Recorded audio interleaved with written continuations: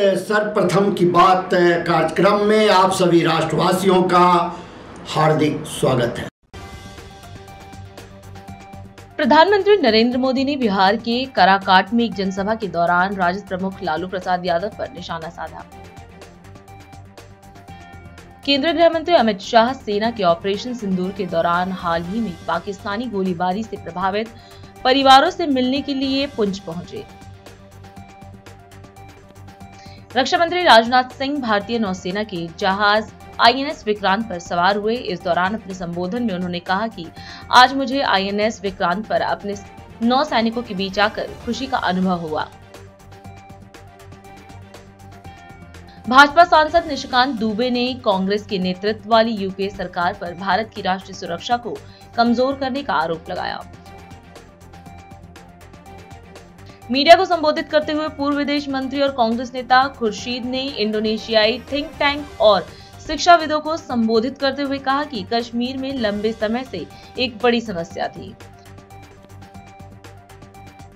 शिवसेना नेता और राज्यसभा सांसद संजय राउत ने प्रधानमंत्री नरेंद्र मोदी और भाजपा पर तीखा हमला करते हुए उन पर ऑपरेशन सिंदूर का राजनीतिकरण करने और भारतीय सैनिकों द्वारा किए गए सैन्य अभियान का अनुचित श्रेय लेने का आरोप लगाया। प्रधानमंत्री नरेंद्र मोदी ने बिहार में 48,520 करोड़ रुपए से अधिक की लागत वाली कई विकास परियोजनाओं का उद्घाटन और शिलान्यास किया। कश्मीर में अमरनाथ मंदिर की वार्षिक तीर्थ यात्रा 3 जुलाई से शुरू होने वाली है। 22 अप्रैल को पहलगांव में हुए आतंकी हमले के बाद यह पहली बार है। मध्य प्रदेश की आर्थिक राजधानी इंदौर में मेट्रो ट्रेन के चलने की तैयारी है। लोक परिवहन की दिशा में यह कदम बड़ा होने वाला है। शुक्रवार को मुक्तसर साहिब जिले के लांबी गांव के पास एक पटाखा निर्माण और पैकेजिंग फैक्ट्री में विस्फोट हुआ, जिसमें 5 प्रवासी मजदूरों की मौत हो गई और करीब 27 अन्य घायल हो गए। प्रधानमंत्री नरेंद्र मोदी ने बिहार में 48,520 करोड़ रुपए से अधिक लागत वाली कई विकास परियोजनाओं का उद्घाटन और शिलान्यास किया। कार्यक्रम के दौरान प्रधानमंत्री ने जनसभा को संबोधित करते हुए कहा कि उन्हें बिहार के विकास को नई गति देने का सौभाग्य प्राप्त हुआ है। प्रधानमंत्री ने कहा कि बीते वर्षों में देश में हिंसा और अशांति फैलाने वालों का सफाया किया गया है और बिहार की जनता इस परिवर्तन की साक्षी रही है। उन्होंने यह भी कहा कि 2014 के बाद से बिहार के विकास कार्यों में अभूतपूर्व तेजी आई है। आज मुझे इस पवित्र भूमि पर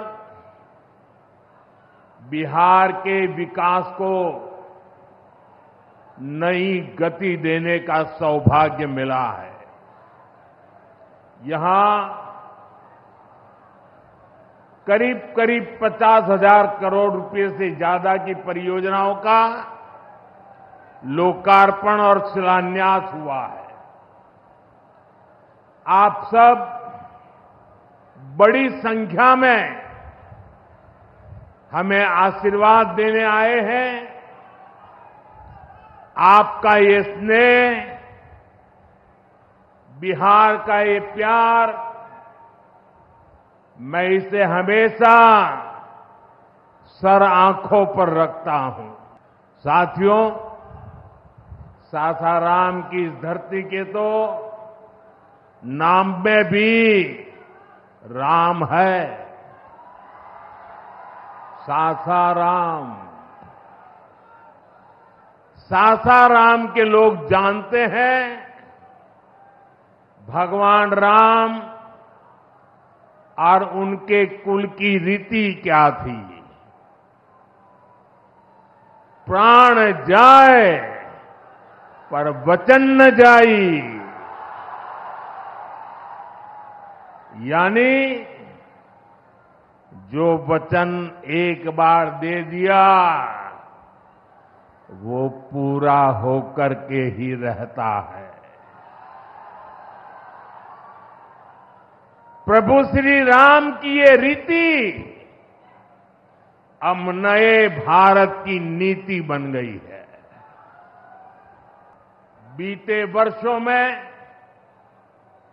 हमने हिंसा और अशांति फैलाने वालों का कैसे खात्मा किया है, बिहार के लोग इसके साक्षी हैं। आप याद करिए, कुछ साल पहले तक सासाराम, कैमूर और आसपास के इन जिलों में क्या हालात थे, नक्सलवाद कैसे हावी था, मुंह पर नकाब लगाए, हाथों में बंदूक थामे नक्सली कब कहां सड़कों पर निकल आए, हर किसी को ये खौफ रहता था। नीतीश जी ने उन परिस्थितियों में भी यहां विकास की पूरी कोशिश की। 2014 के बाद से हमने इस दिशा में और तेजी से काम किया। हमने माओवादियों को उनके किया की सजा देनी शुरू की। हम युवाओं को विकास की मुख्य धारा में भी लेकर आए।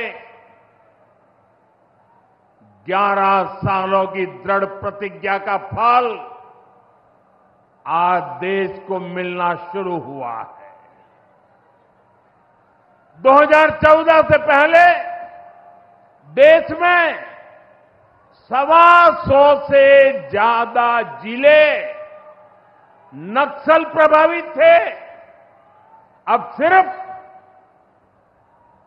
125 से ज्यादा, अब सिर्फ 18 जिले नक्सल प्रभावित बचे हैं। अब सरकार सड़क भी दे रही है, रोजगार भी दे रही है। वो दिन दूर नहीं जब माओवादी हिंसा का पूरी तरह से खात्मा हो जाएगा।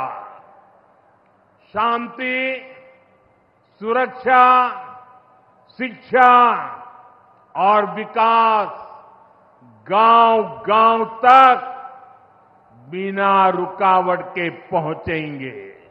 प्रधानमंत्री नरेंद्र मोदी के कानपुर दौरे में मुख्यमंत्री योगी आदित्यनाथ ने ऑपरेशन सिंदूर की सराहना की। उन्होंने कहा कि प्रधानमंत्री की अगुवाई में भारत ने पाकिस्तान को करारा जवाब दिया है। पहले सर्जिकल स्ट्राइक, फिर एयर स्ट्राइक और अब ऑपरेशन सिंदूर के जरिए भारत ने दुश्मनों को उनकी भाषा में जवाब दिया। मुख्यमंत्री ने कहा कि भारत की नई रक्षा नीति के तहत दुश्मन के एयर डिफेंस सिस्टम को ध्वस्त किया गया है। आज पूरी दुनिया भारतीय सेना के पराक्रम और भारत की ताकत को मान रही है। कानपुर के सभी उपस्थित बहन और भाइयों, ऑपरेशन सिंदूर के उपरांत आदरणीय प्रधानमंत्री जी का उत्तर प्रदेश की धरा पर मैं हृदय से स्वागत करता हूं, अभिनंदन करता हूं। बहन और भाइयों, देश की सुरक्षा को सर्वोच्च प्राथमिकता देते हुए देश के दुश्मनों को वे जिस भाषा में समझें, उसी भाषा में पहले सर्जिकल स्ट्राइक के माध्यम से, फिर एयर स्ट्राइक के माध्यम से और अब ऑपरेशन सिंदूर के माध्यम से आदरणीय प्रधानमंत्री जी के मार्गदर्शन में भारत की सेना के शौर्य और पराक्रम के कारण आज पूरी दुनिया भारत के शक्ति और सामर्थ्य को एक उदाहरण के रूप में मान रही है। बहनों और भाइयों, भारत की न्यू डिफेंस पॉलिसी, जिसके अंतर्गत दुश्मन के एयर डिफेंस सिस्टम को नष्ट करके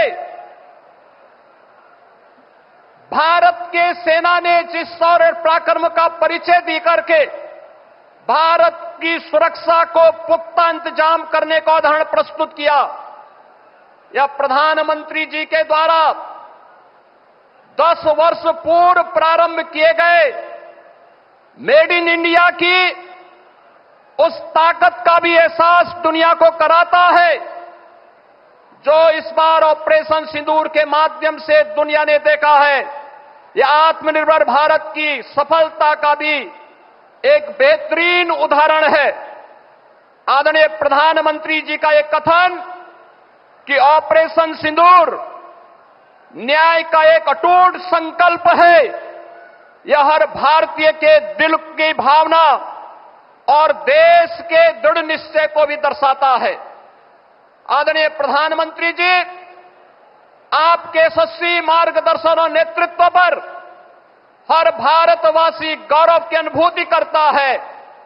आपने सुरक्षा से लेकर के समृद्धि का जो मार्ग पिछले 11 वर्षों में देश के अंदर प्रशस्त किया है, आज उसकी एक झलक इस कानपुर में एक साथ 47,600 करोड़ रुपए की इन परियोजनाओं के लोकार्पण और शिलान्यास के अवसर पर भी हम सबको देखने को मिल रहा है। 47,700 करोड़ रुपए की इन परियोजनाओं में कानपुर के अंदर पब्लिक ट्रांसपोर्ट के लिए मेट्रो का संचालन के जिस कार्यक्रम को आपने दिसंबर 2021 में शुभारंभ किया था, जिसमें इसके पहले फेज में कानपुर के अंदर आईआईटी से मोती झील तक जो कार्य का उद्घाटन आपने 2021 में किया था, इसी के सेकंड फेज का लोकार्पण आज आपके कर कमलों से होने जा रहा है। कानपुर को मेट्रो की सौगात के लिए हम कानपुर वासियों की ओर से आपका हृदय से आभार व्यक्त करते हैं। आज उत्तर प्रदेश की ऊर्जा उत्पादन एक नए उदाहरण को प्रस्तुत करते हुए दिखाई दे रहा है। आज एक साथ आदरणीय प्रधानमंत्री जी के द्वारा कानपुर के पनकी में, कानपुर के घाटमपुर में, एटा के जवाहरपुर में, सोनभद्र के ओबरा में और बुलंदशहर के खुर्जा में ये 5 पावर प्लांट का, थर्मल पावर प्लांट का भी आज लोक उद्घाटन का कार्यक्रम संपन्न होने जा रहा है। ये सभी नए भारत के, नए उत्तर प्रदेश की उस तस्वीर को प्रस्तुत करता है जो आदरणीय प्रधानमंत्री जी के विकसित भारत की परिकल्पना को साकार करने में एक महत्वपूर्ण भूमिका का निर्वहन करेगा। हिमाचल प्रदेश में जय हिंद सभा का आयोजन किया गया, जिसमें हिमाचल प्रदेश के मुख्यमंत्री सुखविंदर सिंह सुक्खू भी शामिल हुए। कार्यक्रम को संबोधित करते हुए मुख्यमंत्री ने कहा कि यह सभा भारत माता के वीर सपूतों को श्रद्धांजलि देने के लिए आयोजित की गई है। उन्होंने कहा कि कांग्रेस पार्टी सदैव देश के लिए किसी भी बलिदान को देने के लिए तैयार रहती है। पिछली रात मैं बंजार विधानसभा क्षेत्र के सरची गांव में था। वहां मैं एक परिवार जिनका नाम अमर सिंह पूर्व सैनिक थे, उनके घर में मैं रात्रि ठहराव में वहां रहा। उन्होंने 1971 का युद्ध लड़ा और अपनी बातचीत मुझसे कर रहे थे। उस समय बहुत पुराने हथियार हुआ करते थे, लेकिन उनकी बात सुनकर मुझे ऐसा लगा, उन्होंने कहा कि वो जज्बा था हमें कि हमें श्रीमती इंदिरा गांधी जी की वो बात याद आ रही थी जब उन्होंने देश को संबोधित करते हुए कहा कि इस समय देश की एकता के लिए और अखंडता के लिए आप सब लोग युद्ध भूमि के लिए तैयार हो रहे हैं और बहादुर सैनिक जो भी युद्ध भूमि पर जाएंगे वो देश को मजबूती प्रदान करेंगे। ये श्रीमती इंदिरा गांधी का जज्बा था। विकास की दिशा में हम आगे बढ़ रहे थे। विकसित देश नहीं था, लेकिन श्रीमती इंदिरा गांधी ने जब ये देखा कि मेरा देश जो कि पूर्वी पाकिस्तान के रूप में दोनों तरफ से घिरा है, उन्होंने 1971 में युद्ध लड़ने का फैसला किया। कई प्रकार की समस्याएं आई। आर्थिक स्थिति हमारे देश की मजबूत नहीं थी, हथियार भी उतने मजबूत नहीं थे, उस टेक्नोलॉजी के हथियार भी नहीं थे, लेकिन श्रीमती इंदिरा गांधी ने इस देश के लिए युद्ध लड़ा। और जब युद्ध लड़ा तो 99,000 के करीब सैनिक को बंदी बनाया और पाकिस्तान के 2 टुकड़े किए और एक टुकड़े के रूप में जन्म हुआ तो वो बांग्लादेश था। आज जय हिंद सभा का आयोजन इसी महान सपूतों को याद करने के लिए किया गया है और उस समय किया गया जब ऑपरेशन सिंदूर हुआ। 1971 के सैनिकों को, जिन लोगों ने परमवीर चक्र जीते हैं, जिन लोगों ने अशोक चक्र जीते हैं, जिन्होंने कीर्ति चक्र जीते हैं और जिन परिवारों के पति या भाई युद्ध में शहीद हुए हैं, उस जय हिंद सभा के माध्यम से हम उनको सम्मानित कर रहे हैं। और यहां से ठीक 500 मीटर की दूरी पर उस युद्ध की यादें हैं जो एडवांस स्टडी में संजो कर रखी गई है। 1971 में जब शिमला समझौता हुआ, उस समझौते की नींव जो रखी गई वो जो एडवांस स्टडी यहां से सिर्फ 500 मीटर की दूरी पर है। हमने वहां जनसभा करनी थी लेकिन वहां इतना बड़ा स्थान नहीं था, इसलिए पीटरहॉफ का चयन किया गया और उस समझौते को याद करते हुए, जिस शिमला समझौते के तहत पाकिस्तान के उस समय के प्रधानमंत्री जुल्फिकार अली भुट्टो जी गिड़गिड़ाए थे और 90,000 सैनिकों को उन्होंने आजाद करवाने के लिए अपनी गुरहा लगाई थी। आज मैं ये कहना चाहता हूं कि आज कांग्रेस पार्टी एक ऐसी पार्टी है जो देश की किसी कुर्बानी के लिए तैयार है।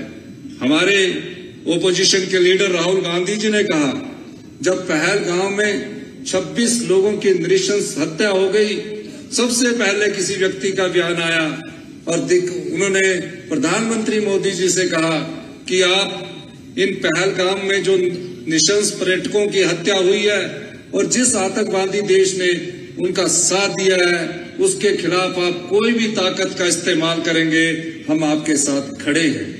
और राहुल गांधी जी ने हमेशा से इस बात का जोर दिया कि जो भी आतंकवाद की पनाहगाह बनाई गई है, उसके खिलाफ मजबूती से जवाब देने के लिए पूरे देश की कांग्रेस पार्टी, प्रदेश की हिमाचल सरकार भी देश की सरकार के साथ खड़ी थी। सीज फायर हुआ, दुख इस बात का है कि तीसरी शक्ति आकर ट्विटर पर यह कहती है कि मैंने युद्ध समाप्त कर दिया। युद्ध समाप्ति की बात नहीं है, ये देश के गौरव की बात है। युद्ध समाप्त करना देश की तीनों सेनाओं के द्वारा तय किया जाना चाहिए था। अभी समय है एक ब्रेक का, हम चलते हैं ब्रेक पर, आप कहीं जाए नहीं, छोटा सा ब्रेक। श्रेया फर्निशिंग लेकर आया है आपके लिए होम कलेक्शन, जिसमें आपको मिलता है upholstery fabric, designer curtains, home and office decoratives, carpets and sofa cover कम से कम दाम में कीर्ति नगर में आपके लिए उपलब्ध है। Powered by Kamal Buildtech Private Limited, fulfilling promises. With our professional team and experience of delivering projects in past, we guarantee you peace of mind and top quality work in an affordable price. और अधिक खबरों के लिए आप हमारे YouTube channel दैनिक India दर्पण को अभी सब्सक्राइब करें और नोटिफिकेशन के लिए बेल आइकन को प्रेस करना ना भूलें। राष्ट्र सर्वप्रथम की बात कार्यक्रम में ब्रेक के बाद एक बार फिर आप सभी राष्ट्रवासियों का स्वागत है। आईएनए दिल्ली हाट में ऑपरेशन सिंदूर की सफलता के उपलक्ष्य में 15 दिवसीय विशेष उत्सव प्रदर्शनी का आयोजन किया है। इस प्रदर्शनी का उद्घाटन पर्यटन मंत्री कपिल मिश्रा ने बुधवार को किया। इस अवसर पर उन्होंने कहा कि यह सिर्फ एक प्रदर्शनी नहीं बल्कि 140 करोड़ हिंदुस्तानियों के गौरव, भारतीय सेना के अद्भुत पराक्रम और प्रधानमंत्री नरेंद्र मोदी की अडिग निर्णय क्षमता का सजीव चित्रण है। प्रदर्शनी में देश विदेश से आने वाले पर्यटकों को भारतीय सेना के साहस, रणनीति और बलिदान से परिचित कराने के लिए सिंदूर का टीका लगाकर स्वागत किया जा रहा है। प्रदर्शनी में ऑपरेशन सिंदूर से जुड़ी विस्तृत जानकारी, आतंकवाद के खिलाफ देश की एकजुटता और पाकिस्तान को दिए गए जवाबी कार्रवाई की झलक प्रस्तुत की गई है। कपिल मिश्रा ने उद्घाटन के मौके पर प्रधानमंत्री मोदी द्वारा भेजे गए संदेश को साझा करते हुए कहा कि यह प्रदर्शनी प्रत्येक नागरिक को सेना की वीरता से जोड़ने का माध्यम है। आज दिल्ली हाट में हम लोगों ने ये इंस्टॉलेशन लगाई है, ऑपरेशन सिंदूर।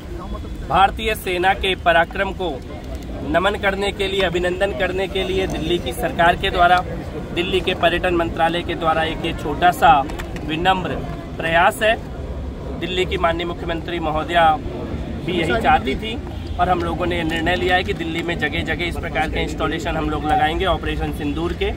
यहाँ पर भारत की सेना के पराक्रम को नमन और अभिनंदन किया जा रहा है। भारत के प्रधानमंत्री जी के निर्णय लेने की शक्ति को नमन और अभिनंदन है और उसी का इंस्टॉलेशन हमने लगाया है, जिसमें वो मिसाइलें जिन्होंने पाकिस्तान के आतंकी अड्डों को उड़ाया उनको भी दिखाया गया है और एक सिंदूर का छोटा सा कटोरा भी यहाँ पे रखा है जिसमें से लेकर लोग तिलक कर सकते हैं। दिल्ली हाट में बहुत ज़्यादा आवाजाही होती है, दिल्ली का सबसे ज़्यादा फुटफॉल वाले पर्यटन स्थलों में से एक है, इसीलिए हम लोगों ने यहाँ से इसकी शुरुआत की। हाँ, कुछ बाज़ारों में, कुछ पर्यटन स्थलों में, सब जगह पे ये लगाया जाएगा, लेकिन आज हम शुरुआत यहाँ से की है। दिल्ली हाट में अगले 15 दिन तक ये इंस्टॉलेशन लगी रही। देश भर की जनता जो है ये नमन कर रही है, अभिनंदन कर रही है भारत की सेना के पराक्रम को और उसी नमन और अभिनंदन में एक छोटा सा विनम्र प्रणाम भारत की सेना के प्रति दिल्ली की सरकार के द्वारा है। छत्तीसगढ़ के मुख्यमंत्री विष्णुदेव साय ने रायपुर स्थित मुख्यमंत्री निवास में रानी अहिल्याबाई होलकर की 300वीं जयंती पर आयोजित संगोष्ठी में मध्य प्रदेश सरकार के मंत्री प्रहलाद सिंह पटेल के साथ शिरकत की।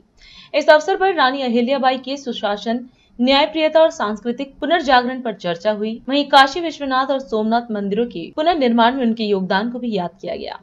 आज राजमाता अहिल्याबाई होलकर 300वीं जयंती के उपलक्ष्य में आज के इस संगोष्ठी में भाई और बहनों, और आज एक और खुशी की बात है कि विकसित कृषि संकल्प अभियान माननीय हमारे देश के यशस्वी प्रधानमंत्री जी के आशीर्वाद से पूरे देश में शुभारंभ हो रहा है। 13 दिनों तक ये अभियान चलेगा, जिसमें केंद्र से भी हमारे कृषि वैज्ञानिक आए हुए हैं और यहाँ के हमारे इंदिरा गांधी कृषि विश्वविद्यालय के वैज्ञानिक सब मिलकर 100 टीम यहाँ पर प्रदेश में बनाए हैं, जो 2500 से ज्यादा जगहों में प्रदेश में किसानों के बीच में जाएंगे और नई एग्रीकल्चर टेक्निक और जो सोइल हेल्थ कार्ड का उपयोग और क्लाइमेट के अनुसार कैसे उन्नत खेती करना है, इन सारी विषयों पर वो किसानों को अवगत कराएंगे। तो एक बहुत ही ये कृषि के क्षेत्र में क्रांति लाने वाला अभियान आज से शुरू हुआ है। राजमाता अहिल्याबाई होलकर से आप सब लोग परिचित हुए होंगे। इंदौर की वो महारानी थी और एक गडेरिया की बेटी थी, लेकिन वो महारानी बनने के बाद 30 वर्षों तक बहुत निष्पक्ष और न्यायप्रिय शासन चलाई और आज हम समझते हैं कि हमारा जो इंदौर है लगातार स्वच्छता के क्षेत्र में 5 बार पूरे देश में प्रथम स्थान हासिल कर रहा है। तो इसके पीछे भी कहीं न कहीं अहिल्याबाई होलकर का जो गुड गवर्नेंस था, जो सरकार चलाने की उनकी नीति थी, उसका ही परिणाम है कि आज इंदौर लगातार स्वच्छता में आगे आ रहा है। और बहुत न्यायप्रिय थी, उनके जीवनी को पढ़ने से ऐसा भी अवसर आया है कि परिवार के लोगों को भी दंडित करने से वो चूकी नहीं है, वो सबके लिए न्याय बराबर ऐसा मानती थी। और आज अगर पूरे देश में चाहे वो काशी बनारस का मंदिर हो, सोमनाथ मंदिर हो, और भी मंदिर हैं, सब जगह अपना इंदौर राज्य को छोड़कर पूरे देश में उन्होंने अनेक मंदिरों का जीर्णोद्धार किया, मंदिरों का निर्माण किया और इसमें राज्य शासन का एक भी पैसा उन्होंने नहीं लगाया। धार्मिक स्थलों का संरक्षण, जीर्णोद्धार ये सब किया, राज्य कोष का एक भी पैसा नहीं लगाया। तो ऐसे अहिल्याबाई होलकर से हम लोगों को प्रेरणा लेना चाहिए। उनके इस 300वीं जयंती का समारोह हम लोग मना रहे हैं, तो सार्थकता इसी में है कि उनके जीवनी से कुछ न कुछ जरूर हम लोग प्रेरणा लें। देहरादून में ऑपरेशन सिंदूर की ऐतिहासिक सफलता के उपलक्ष्य में वीर सैनिकों के साथ एक विशेष संवाद कार्यक्रम आयोजित किया गया। कार्यक्रम में मुख्यमंत्री पुष्कर सिंह धामी ने शौर्यवान जवानों को नमन करते हुए कहा कि प्रधानमंत्री मोदी के नेतृत्व और सैनिकों के अदम्य साहस के चलते यह ऑपरेशन सफल हुआ। उन्होंने कहा कि यह भारत की सशक्त रक्षा नीति और आत्मनिर्भरता की दिशा में एक महत्वपूर्ण कदम है। मुख्यमंत्री ने सैनिकों और उनके परिवारों के कल्याण के लिए राज्य सरकार की प्रतिबद्धता भी दोहराई।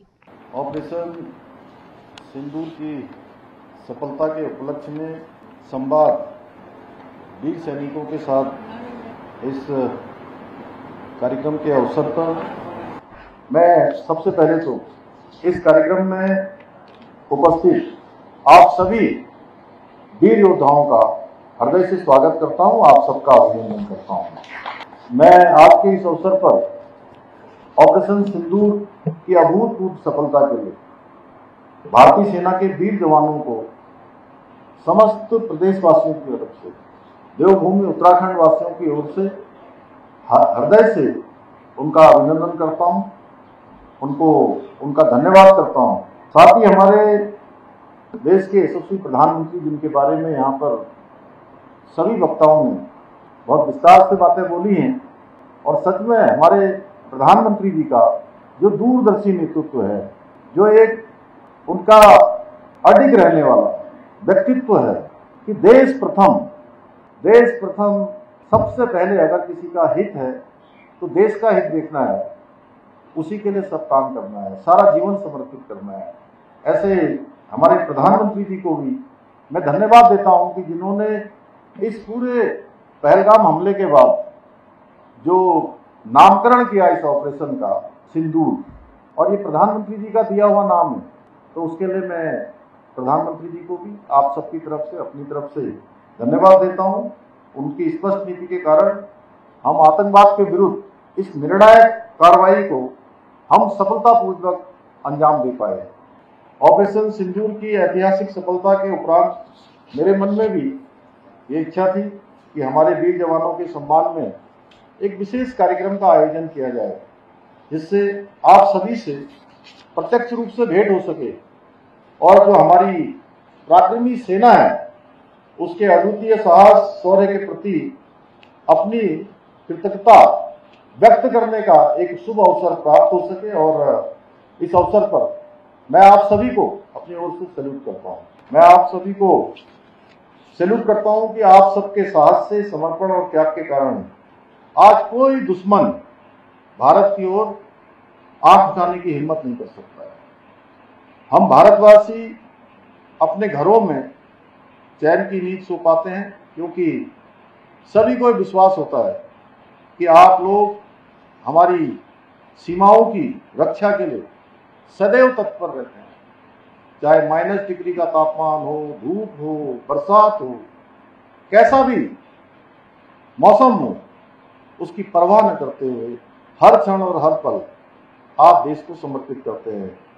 भाइयों बहनों, ऑपरेशन सिंदूर में हमारे पराक्रमी के सैनिकों ने अप्रतिम शौर्य, अद्वितीय त्याग, अटूट समर्पण की जो एक अद्वितीय मिसाल पेश की है, उसको आने वाली पीढ़ियों को हमेशा इस ऑपरेशन सिंदूर से प्रेरणा मिलती रहेगी।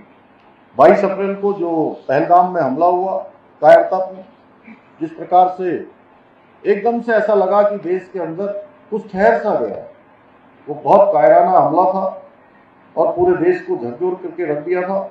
उस आतंकी हमले का जवाब देते हुए प्रधानमंत्री जी के नेतृत्व में ऑपरेशन सिंदूर ने अभूतपूर्व कार्यवाही करते हुए इसको अंजाम दिया गया और आतंकी और उनके आकाओं को ये स्पष्ट रूप से समझा दिया कि भारत की बेटियों के सिंदूर की ओर आंख उठाने वालों का क्या परिणाम होता है।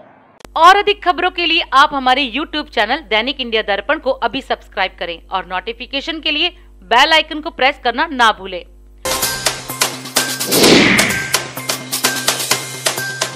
आज हम इस कार्यक्रम में आपसे विदा लेते हैं। आप अन्य खबरों के लिए बने रहे। राष्ट्र सर्वप्रथम, वंदे मातरम, जाग उठा है भारत। राष्ट्र सर्वप्रथम।